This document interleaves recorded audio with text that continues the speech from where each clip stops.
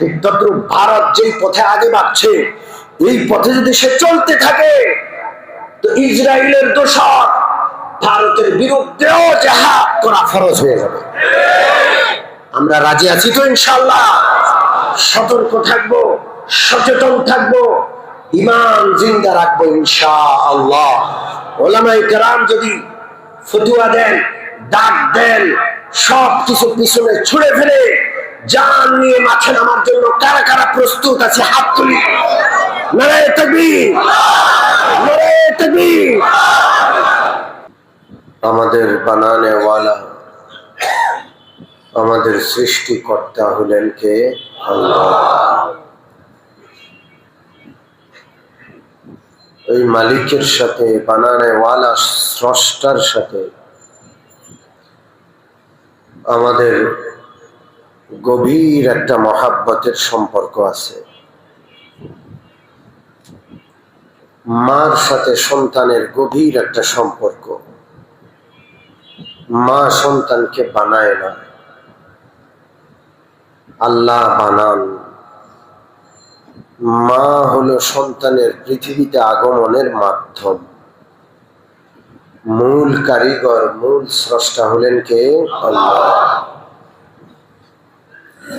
ওই স্রষ্টার সাথে সবচাইতে গভীর একটা সম্পর্ক বান্দার আছে,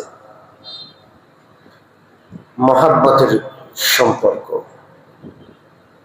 এটা আমরা বলছি তা নয়, এটা স্বয়ং আল্লাহ দাবি করছেন। সূরা বাকারা 2 নম্বর পারার 4th পৃষ্ঠার প্রথম আয়াত। আল্লাহ তাআলা বলছেন, ওয়াল্লাযীনা আমানু আশাদ্দু হুব্বান লিল্লাহ। যারা ঈমানদার তারা আল্লাহকে কঠিনভাবে ভালোবাসে। আশাদ, তালেবে ইলম কিংবা উলামায়ে কেরাম বুঝেন, শাদীদুন মানে কঠিন, আশাদ মানে কঠিনতম। সবচাইতে কঠিন মহাব্বত বান্দার সাথে কার সাথে? আল্লাহর সাথে। কারণ বান্দাকে সৃষ্টি করেছেন, তৈরি করেছেন, অস্তিত্ব দান করেছেন কে? আল্লাহ। গভীর একটা মহাব্বত। যে যাকে মহাব্বত করে সে তার মহাব্বত অনুভব করে, মহাব্বত অনুভব করে, এই মহাব্বতের জ্বালা অনুভব করে। মহাব্বত যাকে করে তাকে না পাইলে সে কাঁদে, বিরহে তার ভিতরে জ্বালা সৃষ্টি হয়, কান্না করে। আল্লাহ দাবি করছেন আমরা আল্লাহকে অনেক ভালোবাসি। আমরা কখনো জ্বালা অনুভব করি কিনা? জ্বালা যদি অনুভব করি তাহলে আমরা সঠিক রুচি সম্পন্ন। আর যদি জ্বালা অনুভব না করি তো রুচিতে সমস্যা হয়ে গেছে।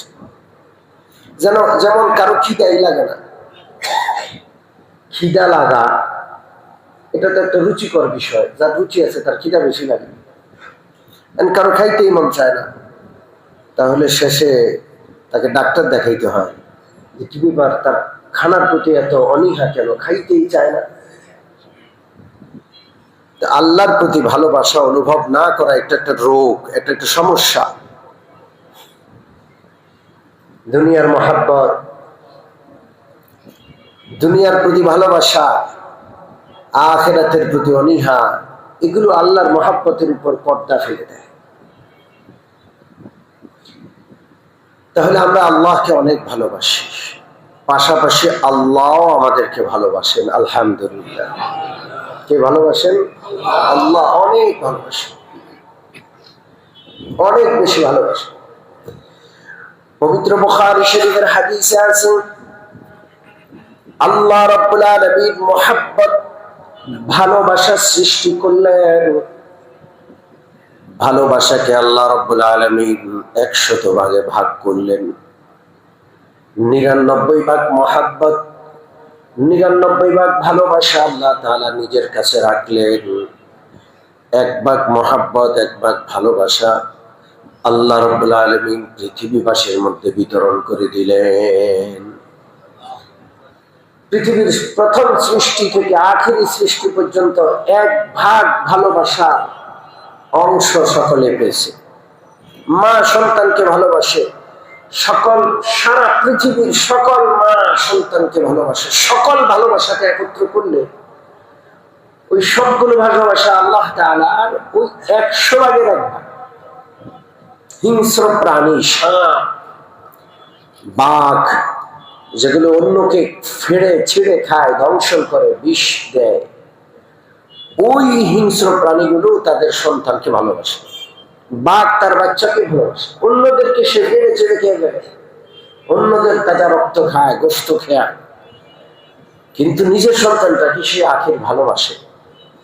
এই ভালোবাসাটাও আল্লাহ প্রদত্ত 100 ভাগের 1 ভাগ ভালোবাসার 1000 কোটি ভাগের 1 অংশ।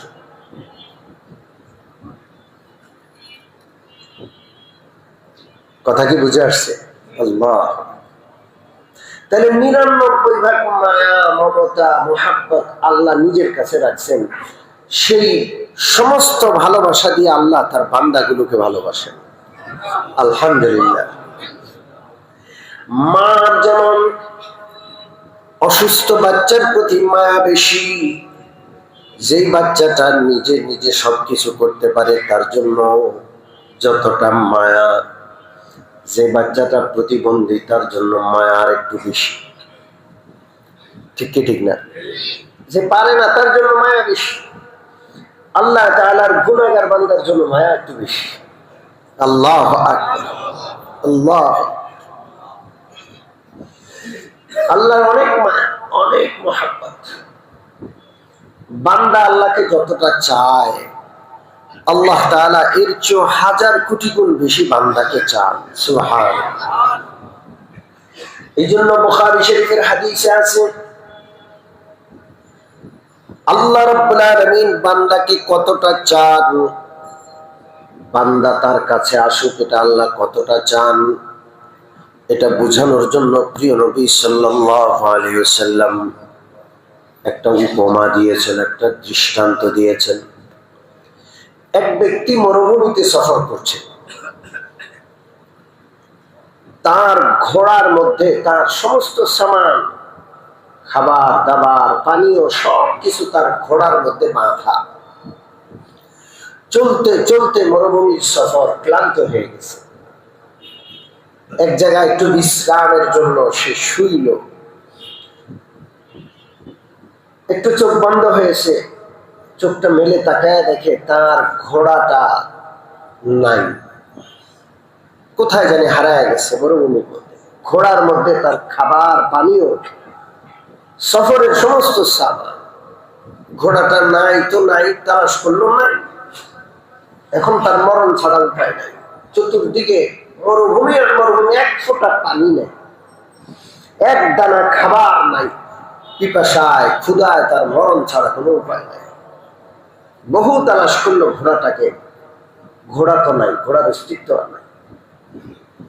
শেষে চিন্তা করলো মরণ ছাড়া আর উপায় নাই, দৌড়াদৌড়ি করে মরার দরকার কি, শুয়ে থাকি, এমনি এমনি মরি। মরণের অপেক্ষায় শুয়ে আছে চোখ বন্ধ করে, যে একটু পরেই তো আমার মরণ হবে, পিপাসা আমার ছাতি ফাটবে, ক্ষুধায় আমার অবস্থা খারাপ হবে, আমি থেকে থেকে মরব। চোখ বন্ধ করে ঘুমিয়ে পড়ল। মৃত্যুর টেনশনে ঘুম কতক্ষণ স্থায়ী হয়, কিছুক্ষণ পরে আবার চোখ মেলে তাকায়। হঠাৎ করে চোখ মেলে তাকায় দেখে তার ঘোড়া কিছুক্ষণ আগে যেটা হারিয়ে গেছে, যেটা হারিয়ে সে নিরাশ, সেই ঘোড়াটা মাথার পাশে দাঁড়িয়ে আছে। জীবনের মায়া ত্যাগ করা ব্যক্তি হঠাৎ করে যেন সবকিছু পেয়ে গেল, লাফ দিয়া উঠল। রাসূলুল্লাহ বলেন, সে ঘোড়ার গলা জড়িয়ে ধরে বলল, হে ঘোড়া। ঘোড়ার গলা জড়িয়ে ধরে সে বলল, আল্লাহ, আমি আপনার মালিক, আপনি আমার গোলাম। উল্টা বলে ফেলছে, আসলে মালিক কে? গোলাম কে? সে নিজে। সে আল্লাহর শুকরিয়া আদায় করে হঠাৎ করে তার জীবন ধারণের সব সামান গুলো পেয়ে খুশির তালে সে বলে বলল, আল্লাহ আপনি আমার গোলাম, আমি আপনার মালিক।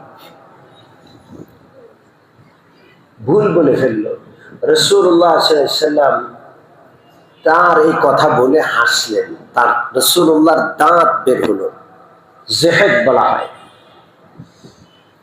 আল্লাহ রাসূল সাল্লাল্লাহু আলাইহি ওয়াসাল্লাম বললেন, এই লোকটা নৈরাশ্য অবস্থায় তার সমস্ত সামান, তার খাবার পানীয় ফিরে পেয়ে তার নতুন জীবন লাভ করে সে যতটা খুশি হলো, একটা আল্লাহ ভোলা বান্দা, গুনাহগার বান্দা আল্লাহর কাছে তওবা করে ফিরে আসলে আল্লাহ তাআলা 1 কোটি গুণ বেশি খুশি হন। আমাদেরকে কে ভালোবাসেন? জোরে বলেন। এত এত ভালোবাসেন, শুধু বান্দা আল্লাহ বলে ডাকতে দেরি। একবার আল্লাহ বলে ডাকলে আল্লাহ তাআলা 70 বার বান্দার ডাকে সাড়া দেন। আল্লাহ। এই জন্য একটা গল্প আছে, কোন আল্লাহওয়ালা বলছেন, কোন এক ব্যক্তি মূর্তি পূজা করত। কি পূজা করত? মূর্তি পূজা করত। এই মূর্তির সামনে বসে এসে সনম সনম সনম বলে পূজা করত। কত রকমের পূজা যে আছে পৌত্তলিকদের মধ্যে। আল্লাহ আল্লাহ, পুরা নগ্ন, বৎসরকে বৎসর গোসল করে না, গান্দা ফান্দা হইয়া। ওদের এই সমস্ত বিষয়গুলো ইন্টারনেটে আছে, এগুলো মাঝে মাঝে দৃষ্টিতে পড়লে মনে হয় যে আল্লাহ ইমানদার বানায় আমাদেরকে কত পবিত্র জীবন দান করেছেন। আলহামদুলিল্লাহ।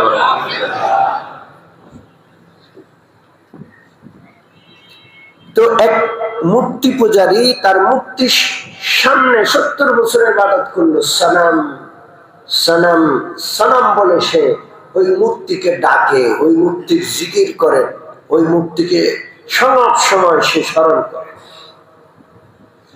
একদিন ঘুম এসে যায়, জিমানতে জিমাইতে সে সনমের জায়গায় ভুলে সমাদ বলে ফেলে। কি বলে ফেলে? আল্লাহ সমাদ। সমাদ কার পবিত্র নাম? ওই মূর্তি পূজারীর মুখ থেকে, জবান থেকে একটিবারের জন্য সমাদ নাম ভুলে উচ্চারিত হওয়ার সাথে সাথেই আল্লাহ রাব্বুল আলামিনের পক্ষ থেকে আওয়াজ আসলো, লাব্বাইকা আবদি। আমার বান্দা বলো কি বলবে, আমি উপস্থিত, আমি হাজির, বলো বান্দা। লোকটার ঘুম ভেঙে যায়, তন্দ্রা ভেঙে যায়। আওয়াজ শুনে সেও চোট করে আওয়াজ দেয়, চিৎকার করে আওয়াজ দেয়, কে গো আপনি? আমি ভুলে একটাবার সমাদ বললাম। সমাদ কে আপনি? এই মূর্তিটাকে 70 বছর সনাম করে রাখলাম, কোনোদিন সাড়া দেয় নাই। ভুলে সমাদ নাম বের হওয়ার সাথে সাথে আপনি সাড়া দিলেন, কে আপনি? জবাব আসলো, আমার চিনিস না, আমি হইলাম তোর বানানে ওয়ালা মালিক খালেক আল্লাহ। লোকটা মানে আল্লাহ। আমি তো আপনাকে ইচ্ছা করে ডাকি নাই, জেনে বুঝে ডাকি নাই, ভুলে ডাকছি। আল্লাহ রাব্বুল আলামিন বলেন, তো ভুলে একটাবার ডাকের জন্য আমি 70 বছর তাকায় আছি। ভুলেও আমাকে একটাবার ডাকবি, তোর মুখে একটাবার ডাক শোনার জন্য 70 বছর আমি অপেক্ষায় ছিলাম। এই জন্য আমি তোর ডাকে সাড়া দিয়ে দিছি। আল্লাহ। ওই মূর্তি পূজারী সাথে সাথে মূর্তি ভেঙে ফেললো, বললো, এই বোবা মূর্তির পূজা আমি আর কেন করবো? আমি তো জিন্দা আল্লাহর ইবাদত করবো। আল্লাহ। এই জন্য কোরআনের আয়াত আছে, ওয়াইদা সাআলাকা ইবাদি আন্নী ফাইন্নী করিব উজিবু দাওয়াতাদ দাঈ ইযা দাআন। সাহাবারা রাসূলুল্লাহকে জিজ্ঞেস করলেন, ইয়া রাসূলুল্লাহ, আমরা যে আল্লাহকে ডাকি, আল্লাহ কি আমাদের ডাক শুনেন? তিনি কি আমাদের কাছে না দূরে? এই প্রশ্ন করতে দেরি রাসূলুল্লাহর কাছে আয়াত নাযিল হতে দেরি হলো না। প্রশ্ন করছে রাসূলুল্লাহকে, জবাব দিলেন স্বয়ং কে? আল্লাহ। ওয়াইদা সাআলাকা ইবাদি আন্নী ফাইন্নী করিব। ওগো নবীজি আপনার কাছে জিজ্ঞাসা করে আমি কোথায়, আমি কাছে না দূরে? আপনি বলে দিন ফাইন্নী করিব, আমি অত্যন্ত কাছে, অত্যন্ত কাছে। কত কাছে? সূরাত কাফ আল্লাহ বলেন ওয়া নাহনু আকরাবু ইলাইহি মিন হাবলিল ওয়ারিদ। প্রত্যেকটা বান্দার শাহরগ তার ঘাড়ের কাছে। এই রগ এক মুহূর্তের জন্য সঞ্চালন, রক্ত সঞ্চালন বন্ধ হলে মানুষ স্ট্রোক করে মরে যায়। আল্লাহ রাব্বুল আলামিন বলেন তোমার শাহরগ যত কাছে, আমি আল্লাহ এর চেয়ে বেশি কাছে। উজিবু দাওয়াতাদ দাঈ ইযা দাআন, আমার বান্দা যখনই আমাকে ডাকে, উজিবু সাথে সাথে আমি তার ডাকে সাড়া দিই। উজিবু দাওয়াতাদ দাঈ ইযা দাআন, যখনই বান্দা ডাকে, রাত নাই দিন নাই, সকাল নাই সাঁঝ নাই, যখনই বান্দা আল্লাহকে ডাকে, আল্লাহ রাব্বুল আলামিন বান্দার ডাকে সাড়া দেন। আমার ডাকে, আমি কারো ডাকে আমিও সাড়া দিতে পারি না। আমি যখন ঘুমে থাকি ডাকলে শুনি না, যখন খাবার খাই মোবাইল দূরে রাখি, যখন বাথরুমে যাই আমার কত প্রয়োজন, আমি সাড়া দিতে পারি না। আল্লাহর কোনো প্রয়োজন আছে? এগুলো আছে আল্লাহর। আল্লাহ বান্দার জন্য, আল্লাহ বান্দার ডাকতে দেরি, উজিব সাথে সাথে আমি সাড়া দিই। এমন কোন ডাক বান্দা ডাকবে না যে ডাকে আল্লাহ কি দেন না, সাড়া দেন। ফালিয়াস্তাজিবু লি, এই জন্য আল্লাহ রাব্বুল আলামিন দাবি করে বলেন বান্দারে তোর ডাকে যখন আমি সব সময় সাড়া দেই, ফালিয়াস্তাজিবু লি, আমি যখন ডাক দেই তখন একটু সাড়া দিস। আমি তো সব সময় তোর ডাকে সাড়া দিই। আমার না ঘুম আছে, না নিদ আছে, না খাবার আছে, না পানিও আছে, কোনো প্রয়োজন নাই। আমি তো সর্বদা সব সময়, তুমি ডাকতে দেরি, আমার সাড়া দিতে দেরি হয় না। অতএব আমার দাবি হলো আমি যখন একটু ডাকি আমার ডাকে সাড়া দিও। আমি সবসময় ডাকি না, দৈনিক কয়বার ডাকি? জোরে বলেন। আল্লাহু আকবারের ডাক, এটা কার ডাক? মুয়াজ্জিনের ডাক না, এটা কার ডাক? আল্লাহর বিধানের জন্য আল্লাহ যখন ডাকেন একটু সাড়া দিব। রাজি আছি? জোরে বলেন রাজি। যে বান্দা চায় যে আমি আল্লাহকে ডাকলে আল্লাহ যেন আমার ডাকে সাড়া দেন, সেই বান্দার উচিত আল্লাহর ডাকে সাড়া দেওয়া।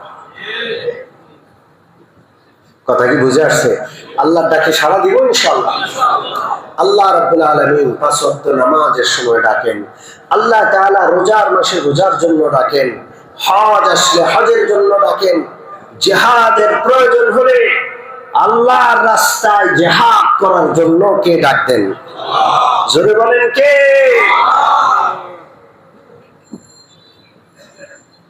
সম্মানিত মুসল্লিয়ানে কেরাম,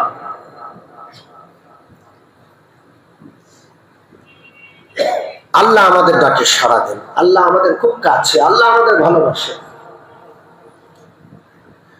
এই আলোচনা এতটুকু পর্যন্ত। এই আলোচনার বাকি অংশ আগামী জুমায় করবো ইনশাআল্লাহ। আজকে আলোচনার শেষাংশে বর্তমান বিশ্ব প্রেক্ষাপটে একটু কথা, একটু আপনাদেরকে সচেতন করা, আপনাদের দৃষ্টি আকর্ষণ করা জরুরি মনে করি।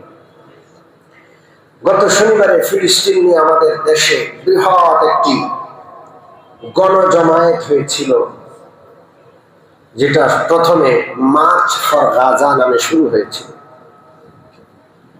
ব্যাপক জনসমাগম হয়েছে। সম্মানিত উপস্থিতি, দীর্ঘ ৭৫ থেকে ৮০ বছর যাবৎ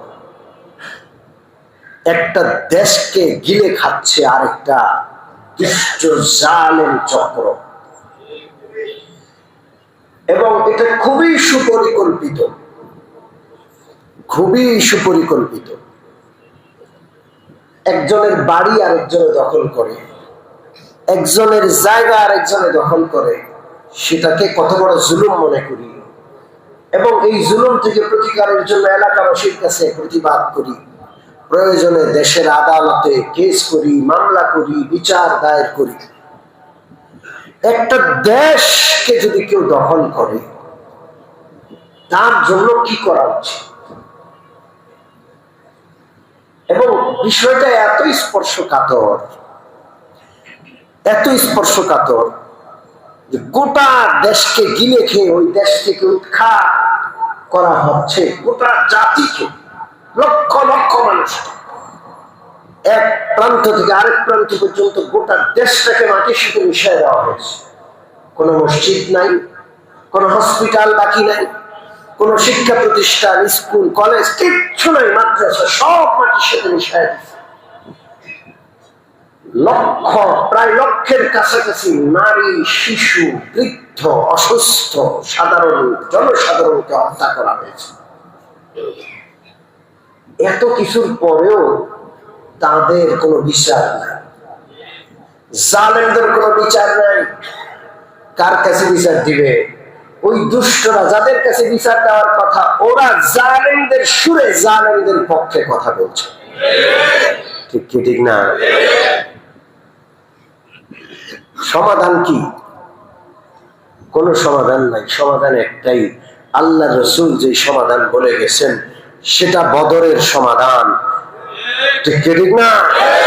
উহুদের সমাধান, খন্দক, তাবুক সহ আল্লাহ রসুলের জীবদ্দশায়ও জালেমদের জন্য রাসূলুল্লাহ যে সমাধান জিহাদ নিয়ে এসেছেন, কিয়ামত পর্যন্ত উম্মতের জন্য জালেমদেরকে জুলুম থেকে ক্ষান্ত করার জন্য ওই একটাই সমাধান, আর কোন সমাধান না। এই সমাধান যদি মুসলমান অবলম্বন করে জুলুম বন্ধ হবে। এই সমাধান যদি মুসলমান গ্রহণ না করে, অবলম্বন না করে, এক জালেম দেখে আরেক জালেম উৎসাহিত হইয়া একটা জুলুমের পরে আরেকটা জুলুম, একটা জুলুমের পরে আরেকটা জুলুম, এভাবে গোটা পৃথিবী জালেমে ভরে যাবে। ঠিক কি ঠিক না? ফিলিস্তিনকে গিলে খাওয়ার একেবারে শেষ প্রান্তে। এখন আমাদের পার্শ্ববর্তী রাষ্ট্র, আপনারা জানেন গত 1-1.5 সপ্তাহ আগে ঈদের পরেই তারা রাষ্ট্রীয়ভাবে মুসলমানদের ওয়াকফ সম্পত্তির একটা আইন আছে। এই যে মসজিদটা, এটা ওয়াকফ করা মসজিদ। ঠিক কি না? মুসলমানদের কবরস্থান, মুসলমানদের মসজিদ, মুসলমানদের মাদ্রাসা, মুসলমানদের ঈদগাহ, মুসলমানদের শিক্ষা প্রতিষ্ঠানগুলো ওয়াকফ করা জায়গার উপর। এই জন্য ওয়াকফ একটা মন্ত্রণালয়, এটা খুবই গুরুত্বপূর্ণ মন্ত্রণালয়। আওকাফ প্রত্যেকটা আরব রাষ্ট্রে আছে, আমাদের রাষ্ট্রেও হয়তো মন্ত্রণালয় আলাদা নাই, ভূমি মন্ত্রণালয়ের আন্ডারে আছে ওয়াকফের বিষয়গুলো। ওয়াকফ আইন সংশোধন নামে আমাদের পার্শ্ববর্তী রাষ্ট্র মুসলমানদের সে 1000 বছরের ওয়াকফের যে আইন আছে সেটাকে সংস্কারের নামে সেটাকে পরিবর্তন করে সারা দেশব্যাপী মুসলমানের সমস্ত ওয়াকফ সম্পদ কুক্ষিগত করার, মুসলমান এবং মুসলমানদের সমস্ত মসজিদ, মাদ্রাসা, কবরস্থান সহ শিক্ষা প্রতিষ্ঠানগুলোকে উৎখাত করার ষড়যন্ত্র নিয়ে তারা মাঠে নেমেছে। এবং 1 সপ্তাহ 1.5 সপ্তাহ মাত্র হলো আইনটা পাশ হয়েছে। এটা যেতে না যেতে মুসলমানের উপর রাষ্ট্রীয় জুলুম আর রাষ্ট্রীয় নির্যাতনের খবর তারা নামিয়েছে। উত্তরাখণ্ড একটা রাজ্য ভারতের, 1 থেকে 2 দিনের মাথায় প্রায় 200 মসজিদ, মাদ্রাসা বন্ধ করে দিয়েছে। এবং 100 বছরের মসজিদ, 100 বছরের মাদ্রাসাগুলো তারা বুলডোজার দিয়ে ঘুরানো শুরু করেছে। মুসলমানদেরকে প্রায় লক্ষাধিক মুসলমানকে বাস্তুচ্যুত করে দিয়েছে, যাও চলে যাও। সম্মানিত মুসলমানে কেরাম, দুষ্ট ইসরায়েলের বিরুদ্ধে যদি মুসলমান জিহাদের রাসূলুল্লাহ রেখে যাওয়া হাতিয়ারকে অবলম্বন করে ওই জালেমের বিষ দাঁত ভেঙে দিত, তাহলে ইসরায়েলের দোষর ভারত অট্ট হাসি দেওয়ার সাহস পাইত না। কথা ঠিক ঠিক না? কিন্তু রাসূলুল্লাহ সাল্লাল্লাহু আলাইহি ওয়াসাল্লামের ভবিষ্যৎবাণী আছে, ভারতবর্ষে একটা যুদ্ধ হবে। সেই যুদ্ধকে হাদিসের ভাষায় গাজওয়াতুল হিন্দ বলা হয়। কি বলা হয়? কিয়ামত খুব কাছে গেছে। গাজওয়াতুল হিন্দের পরিবেশ তৈরি হচ্ছে। 40 কোটি মুসলমান ভারতে বসবাস করে। কয় কোটি? ভারতে যদি 120 কোটি মানুষ হয়, 40 কোটি মুসলমান কয় ভাগের এক ভাগ? জোরে বলেন। 1/3 মুসলমানকে তারা ভারত থেকে উৎখাত করার চিন্তা করছে। এরা নাকি ভারতের নাগরিক না, এরা হাজার বছর যাবৎ রাজত্ব করেছে ভারতে। মুসলমানরা হাজার বছর রাজত্ব করেছে ভারতে। ঠিক কি ঠিক না? শুধু বসবাসকারী বা নাগরিক নয়, এরা রাজার জাত।